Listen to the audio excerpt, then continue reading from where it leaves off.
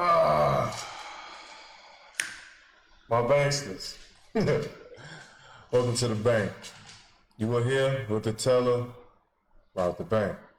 Follow me as I follow the money. Let's dive deep on our Johnny Manziel shit. Get rich.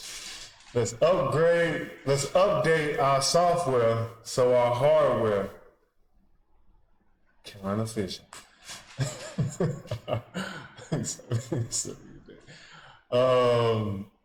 We watched another video. She had some pretty good content last time, so we want to just jump back into what she's talking about. This time, she is talking about turning payments into cash flow in one day. Let's see if it's cap or if it's rap. Hello and welcome back to my channel. I am Christy Van with Fantastic Finances, and on this channel I teach. As a disabled. Come on, Christy. My time is mostly spent. That's her name. What's her name again? Teach Blessed. Back to my channel. I am Christy Van with Fantastic. Come on, Christy, talk to us. Velocity Banking. First, I want to say thank you for all the wonderful comments that you guys have been putting into the video. Especially, I appreciate that you appreciate that I share some of my personal life and adventures that I have been through, and not so adventurous moments. But at the same time, life is life. We get knocked down, and we stand back up, and we keep digging, right? Preach, Christy. Christy better preach. She talking that talk already. It don't matter how many times you fall, about how many times you get up. So I just want to give you a message to know that someone out there is going through what you have already been through. It's important that you share your story with them so that they realize that you can come through on the other side smelling like a rose.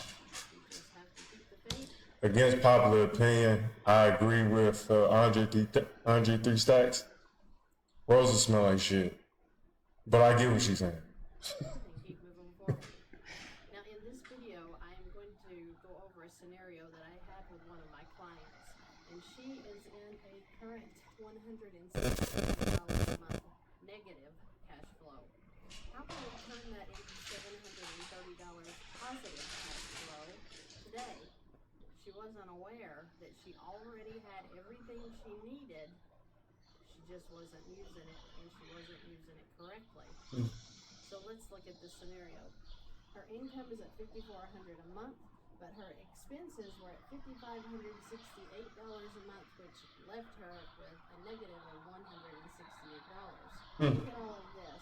She has all kinds of credit card debt here. It's not really out loud and huge, but it is a lot. This one right here at $16,300, she's going to use this one as her expense card. So when she uses this card as her expense card, she's going to cut down on the interest that she's already paying $231 a month in interest out of a $300 a month payment. Do you understand now why she's having such a hard time getting this card paid off? Now, she has a $15,000 line of credit, and it is at a 12% interest rate. So to transfer some of this debt into this line of credit will bring her negative into a positive. How does that work? Well, we're going to take Citibank and pay it off and put it in the PLOC. We're going to take the credit union loan, pay it off, and put it in the PLOC. The same with the PayPal. Okay, so just kind of from her last video, I'm seeing a trend that she's going, like what she's doing. So essentially, she is, let me just say this, more elementary, because somebody was like, well, that's not what this means. I was going to say refinance, but that's not exactly. What she's doing is getting a bigger loan with lower interest rates and paying off smaller loans, i.e. credit cards, with a bigger loan, which is a PLOC. I don't know, probably a personal line of credit. That's why I would guess a PLOC is a personal line of credit.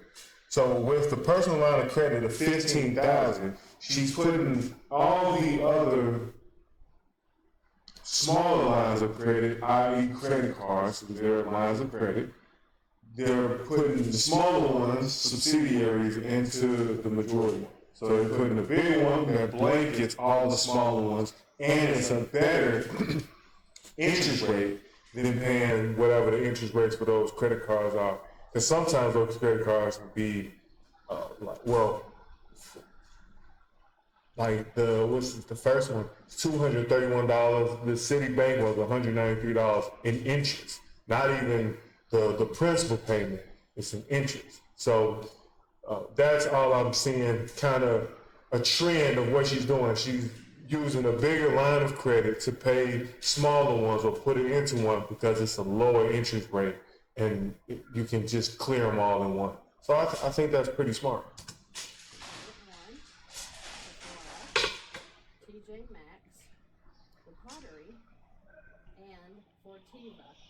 So we went in and we transferred some of this debt into this PLOC, which brought her to a balance of $14,870. What did it do for her cash flow? Well, when all of this was paid off, all of these payments here, they went away, right? So if you add up all of the totals of the credit cards that she's paying off into this PLOC, you will see that she has gained a cash flow of $898 per month. Now remember, she had a negative 168, so of course that has to be subtracted out of the 898. And the reason why she's having a lower payment is because she's moved all the smaller payments into the bigger one. And since it's already 15 grand, all you have to do is pay back whatever you use from the 15 grand. I'm guessing that's what she's saying. So, which leaves her $730 a month in cash flow now that's going to do nothing but bring this account balance down every single month. So as I teach in all of the videos is your income goes in and that satisfies the payment on this line of credit. I get that question on every single video. What about the payment for the LOC? Well, here it is. When that went in, the payment was satisfied. That's why you don't see me adding a payment in for this line of credit. That would bring the balance down to $94.90. Now here's her interest. Let's talk about the interest for a minute. The interest is being charged at 12%. The bank calculates the average daily balance and charges the 12% on that amount. I took it off of the high. So the interest at $149 is on this $14,890. Is her interest going to be that high? Absolutely not. They're going to do an average daily balance. So it would average between the high and the low, basically. So it's going to be a little less than the $149. How is this significant? This seems like $149 in interest. Is that high? I don't know. Is it? Let's look over here. and hell no, it's not compared to. So, okay, so essentially she's subsidizing or shrinking to one payment of interest instead of four. So she has four interest payments, which is the four lines of credit, the first four, and I think it's the last one too, Fortiva, whatever the last one is.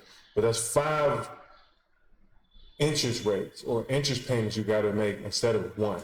So comparing, what's that? I'm rounding everything up. So what's that? 430, 154. So you pay about $500, and compared to whatever, 140, she's saving about $360 essentially. So yeah, that's damn good. On these 4 cards alone, she's right now paying $458 a month in interest. If she can help back this card off by using it as an expense card, turning this $300 into cash flow, and when she put these into this line, she's gaining the $193 in interest here, $27 here, and $7 on the PayPal. That is a lot of interest that she's paying on just 4 cards. So for all of this to be transferred into this line, It's been a long winter. We need the TV. How about something like this? for $149, I think that's an excellent trade, don't you? So the interest on this account would average approximately $149. So now more wealth is going into her pocket to pay off the principal of all of this that was transferred into here, okay? So this 14,890 that she had divided out here that was drawing its own interest, because some of these interest charges were over 28%. Now we're at a 12%, and we're working the balances down with her new cash flow. So her total expenses are at 4670. How did I get that? Well, the expenses up here was 5568. But now that we get to take off $898 in payments every month, that brings this expense total down. So the expenses will come out sporadically throughout the month, right? We might go to the grocery store today. We might stop and get gas tomorrow. The next day, Netflix may need to be paid. So you have the expenses coming out throughout the month, bringing her balance back up to $14,309. Then again, in month 2, her income goes in, her expenses and her interest come back out. Then she's going to put $2,000 onto that credit union Visa. Why?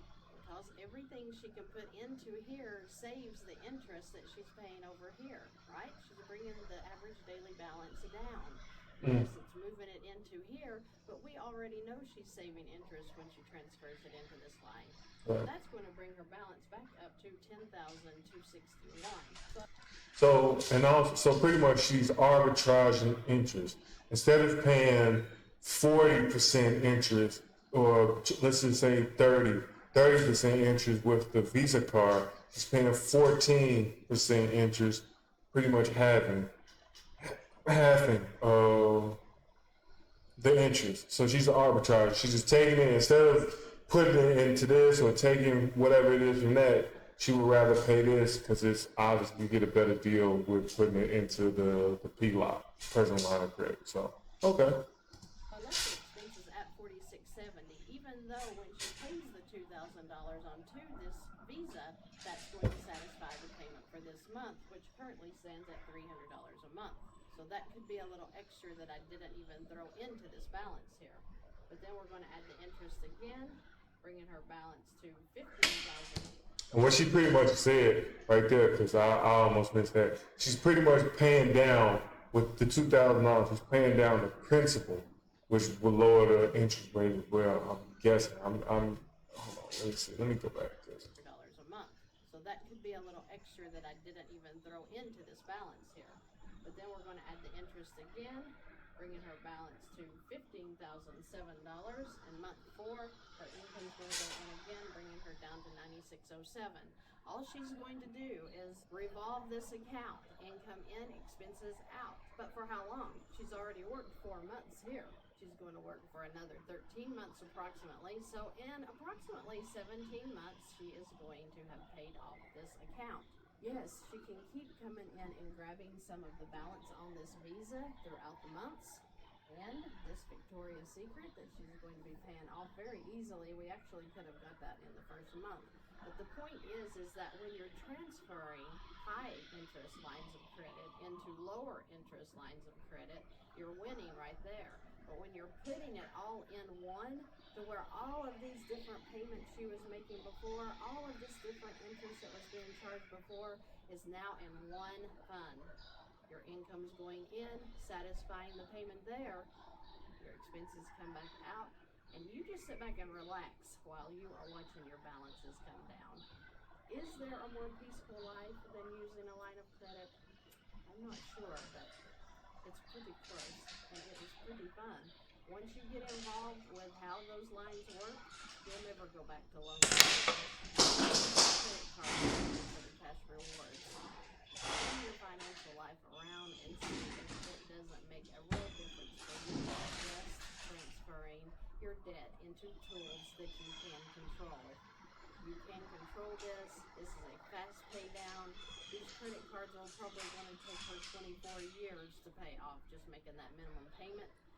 Now she's just income in, expenses out, and watching those balances go down, and they're going to go down fast. So I am excited to share this with you. I hope it gives you a little bit of hope that you too can turn a negative cash flow into a positive one. Maybe with just a little tweak of the tool that you're using, that your debt is currently sitting in.